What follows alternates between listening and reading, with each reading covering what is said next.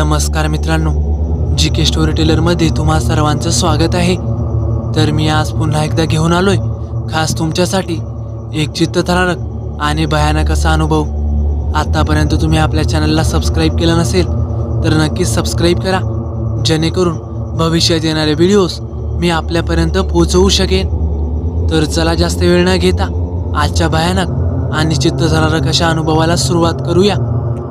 शहरातले एक सरकारी कार्यालय, एका ओढ्या शेजारी हे कार्यालय होते। शहरात असूनही हा भाग जरा निर्जन। इथून बस सेवा नाही, रिक्षा नाही, खाण्यापिण्याची दुकानेही नाहीत। तर अशा या कार्यालयात 3 मजले होते, 2 वापरात व तिसरा बंद होता। तिथे कधीही कोणी जात नसे। भर दुपारीही त्या मजल्याच्या बंद शटरजवळ एक स्मशान शांतता, एक अभद्र छाया जाणवायची। लोकांना तिथे जायला नको वाटायचे। तर अशा या कार्यालयाच्या कर्मचाऱ्यांमध्ये एक बोलवा होती की या कार्यालयाच्या 3ऱ्या मजल्यावर अमावस्येच्या रात्री कोणीतरी फिरल्याचा पैंजणांचा आवाज येतो। त्यामुळे हे कार्यालय दर अमावस्येला लवकर म्हणजेच अंधार पडायच्या आतच बंद होत असे। तर एकदा मार्चमध्ये मात्र कामाच्या अतिरिक्त व्यापामुळे कार्यालय रात्री 12 वाजून गेले तरीही चालूच होते। गेले 8 दिवस सतत अहोरात्र काम चालू होते। मार्च महिन्यात प्रत्येक कार्यालयात जास्तीचे काम असतेच व उशिरापर्यंत चालू असते, त्यामुळे यात काही नवल नव्हते। तर त्या रात्री रमेश जरा जास्तच दारू प्यायला होता। तसा तो काही दारुडा नव्हता, पण कामाच्या वाढीव व्यापामुळे त्या दिवशी सर्वच कर्मचारी थोडी थोडी पिऊनच काम करत होते। तर हा रमेश नशेत त्या बंद मजल्यावर गेला। स्वतःशी बडबडत होता, कसला आवाज येतो इथून, पाहतोच आज, कोण आहे रे तिकडे। 4-5 शिव्या घालत तो त्या मजल्यावरील बंद दारे हाताने बडवत होता। सर्वत्र धूळ होती, कोळ्याची जाळी लटकत होती। रमेश बंद खोल्यांची दारे बडवत पुढे पुढे जात असताना अचानक एका खोलीचे दार करकर करत उघडले। आतून कुबट वासाचा भपकारा रमेशच्या नाकावर आला। त्याला एकदम उलटी आल्यागत झाले। जरा थांबून तो हलक्या पावलाने आत शिरला। एकदम काळाकुट्ट अंधार, हवेला कुबट वास।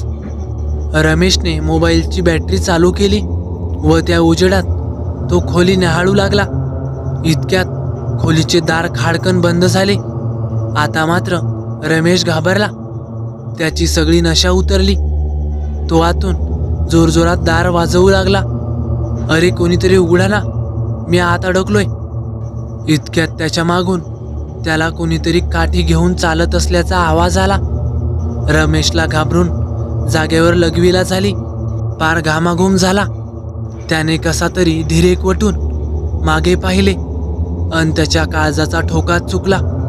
मागे एक म्हातारा घुंगरू लावलेली काठी हातात घेऊन तिच्या सहाय्याने लंगडत चालत होता।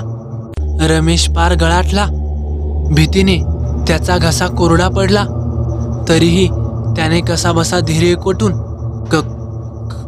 कोण आहेस तू, असं अडखळत विचारलं। तशी म्हाताऱ्याने मान 180 अंशात वळवली।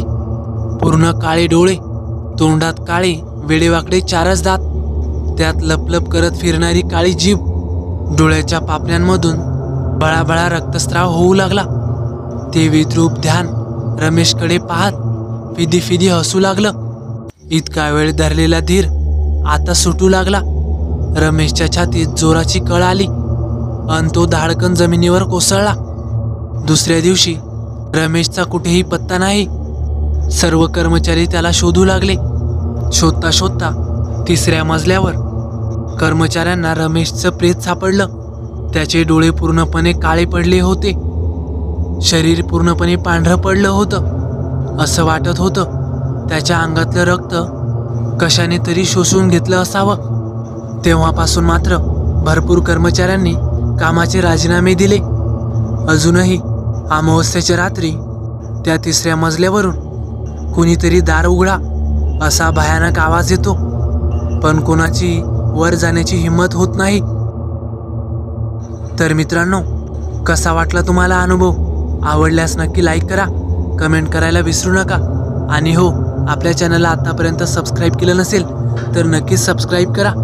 तर चला भेटूया पुढच्या व्हिडिओत. धन्यवाद.